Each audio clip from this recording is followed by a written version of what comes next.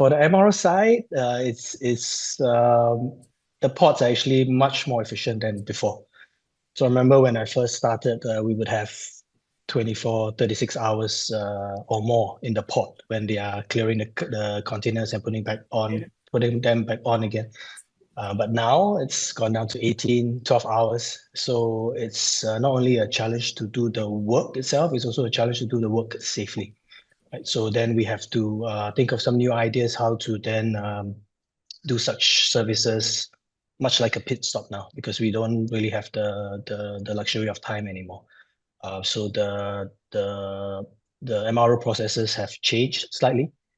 We could be preparing pit stop kits for some of the vessels in the work that we do. So that's changed how we work as well, and changed the productivity and the efficiency of our team as well.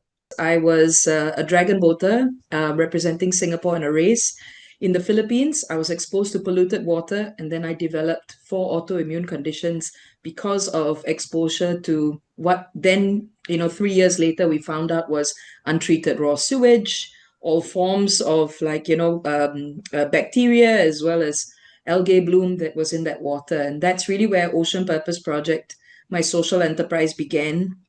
I quit a great job at DBS to start this in 2020, and I think we all know what happened in 2020. But one of the things that I was very adamant about, I didn't want this to be just another eco-influencer going off and doing beach cleanups and standing on stage and talking about issues. Ocean Purpose Project, purpose, I think I think you already get the purpose now. The project bit is really what we focus on. How do we prototype solutions, for example, around converting ocean plastics into hydrogen? We're looking to answer a lot of these questions that were brought up at MEPC 83 this year.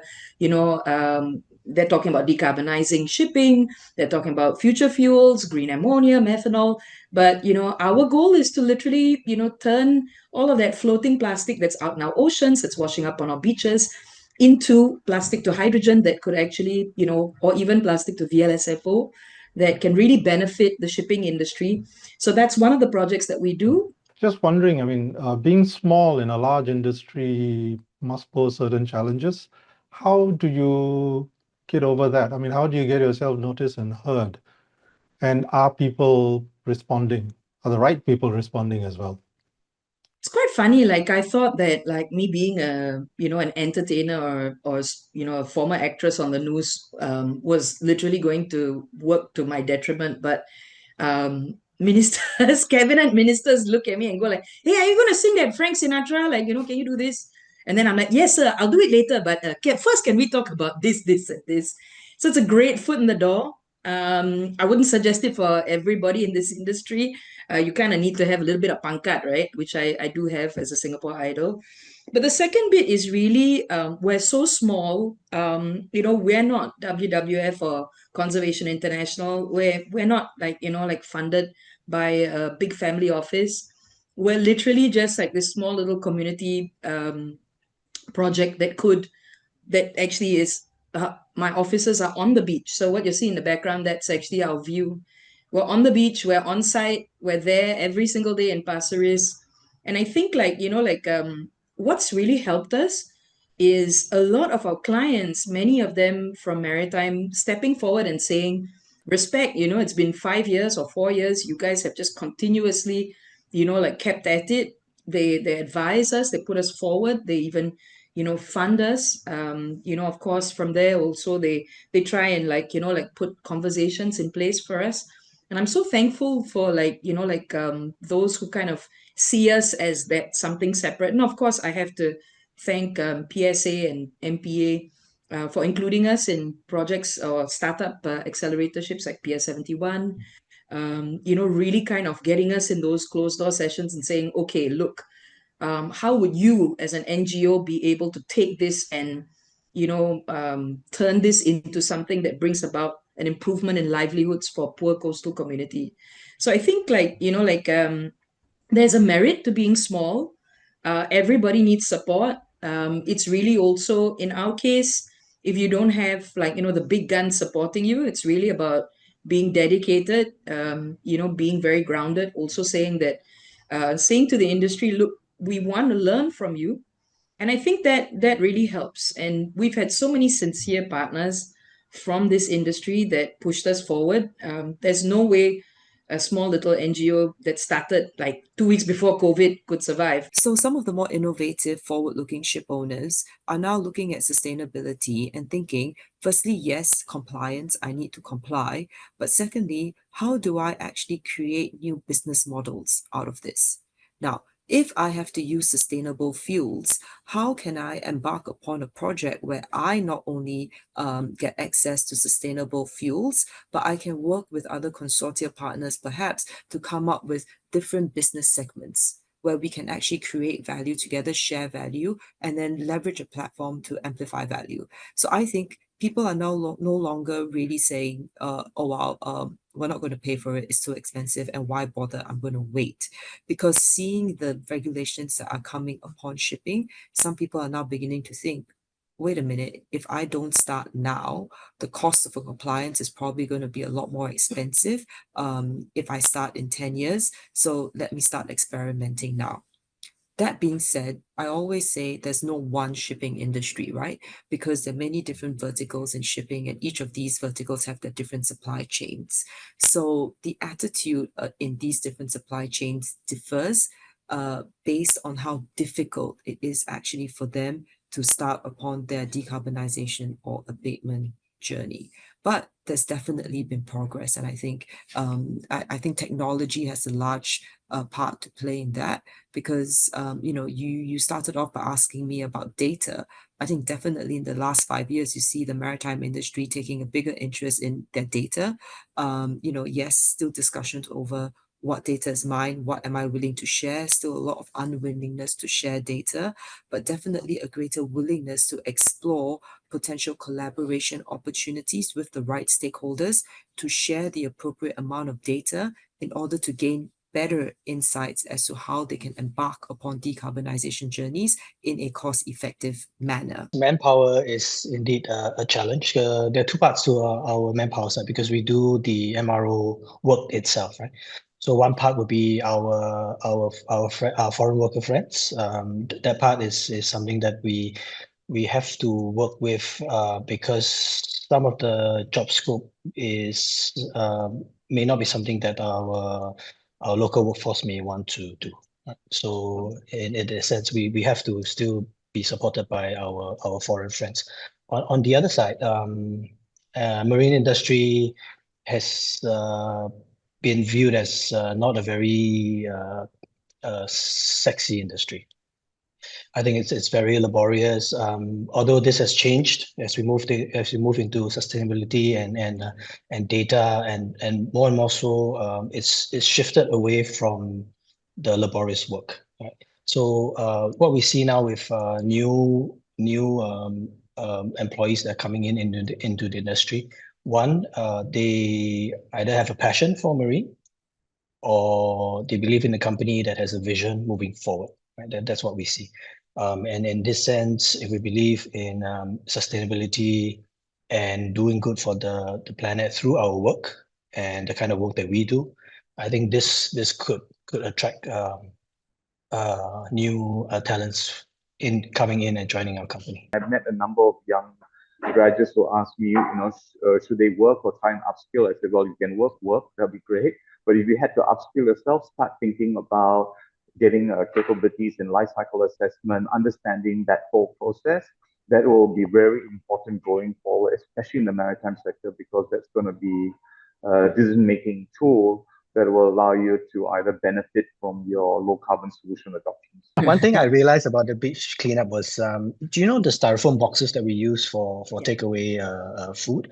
It's horrible because it breaks into such little pieces that you can't actually pick them up at the beach. So that was one thing that the team realized that during the beach cleanup. So yeah, the next one probably with you guys, Mathilda. I think I definitely share the frustration as well, James, because in 2018, when President Duterte actually shut down the island of Boracay, and for 6 months because of all of that, pollutants that was going into the water. So I said to myself, okay, I want to take action, not like file suit, but I really want to go off and figure out who's cleaning oceans in Singapore and join in. So I think I joined every single NGO that was offering beach cleanup. And the thing that really put me off was, number one, I was like, okay, where's all this coming from? And then they were giving me the typical, right? Oh, you look up, you see all these ships, right? It's coming from the ships. And I was like, really? And then I start researching. I'm like, wait, there's things called MAPOL. That doesn't quite make sense. And I'm looking at stuff that is, got different names on it. And then the second part is when I asked them, like, hey, where does all of this waste go? The answer is, I just throw away lah, just put inside the rubbish bin. And I just had this kind of it really irritated me because I mean, statistically, we now know that cleaning beaches and just doing this like very simple surface level thing, it does reduce the amount of microplastics, which is what you were sharing on styrofoam. This is something that I've been thinking quite a bit about this year, which is basically how do we start approaching sustainability-linked investments or projects? Because very often in the post-World War II productivity-driven Western philosophy world, we look at any investment that we do through almost a pure lens of profit maximization, right? And or productivity gains. Now, but when you start talking about sustainability, that lens doesn't work because you need to start talking about pricing in externalities or actually considering the internal costs that some of your decisions will make. So it's brought me to this point where actually, what does value mean? Right? And can we actually start going back to this, this concept that was developed in the mid 2000s about shared value, right? So when we look at a sustainability linked project, or even if it's like using renewable fuels, we need to look at it through the lens of what value are we creating, what value are we sharing, and what value are we able to then amplify largely towards society, instead of just dollars and cents. Because I think once we're able to create value, that becomes your driver to drive sustainable innovation. If we can then share our value with our stakeholders, then it's not just me asking someone for money to invest in my business or to pay more. I'm saying that if you come along with me on this journey, you can also make some money along the way. There is value that's being created to you. And if we come together and invest in data and all social platforms that can then help us perhaps take what we're doing to amplify it out to generate scale, then we're going to see movement. So I think this concept of shared value and businesses now making a shift to look at it through a different lens, it doesn't mean you're not making money, right? Because the business's goal is to generate value for its stakeholders. But we need to start looking at this a bit differently. There's a question about cutting fuel costs. Besides the direct benefit in terms of the bottom line, what are the other benefits from lowering fuel consumption? When the financial crisis hit 2008, 2009, already vessels were starting to redesign their vessels, cut the output of the engines and trying to reduce the power to the engine. Not necessarily directly to the company itself, but I think at large, all their suppliers also will benefit from this reduction. Maybe if I put it through another lens, right? Like fuel cost goes towards your cost of operating a ship. So in theory, if your cost of operating is reduced because your fuel cost is reduced, then that reduction, in theory, should be actually passed on to your end users and consumers as well. So for example, if we look at the container liner industry, they usually tag on a fuel surcharge. I mean, most segments do, right? But then this fuel surcharge is tagged on as an additional cost to your cost of a container, say a 20-foot container.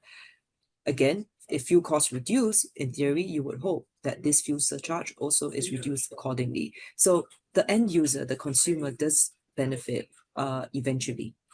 It's a pass-through. Okay. Yeah, and Srin, maybe I could just chime in there, Kannan. The strange thing is, the container industry, if you're just moving shoes, for example, even if you increase the price of the fuel by 2 times, the impact on the shoe is really marginal. I think it's really on the commodity side where the price of fuel will really have a significant impact. So it also depends on the kind of vessel you're operating and the kind of goods you're actually dividing the additional costs of fuel across the board. So you need to think about the vessel type as well. Yeah, I have a question actually, like to just add on. Sure. I mean, what's in it for the shipping industry where, liquid bulk volume, so much of that is chemicals and, petrochemical products, right? So technically, why would they shoot themselves in their own foot by trying to transition out of a steady customer?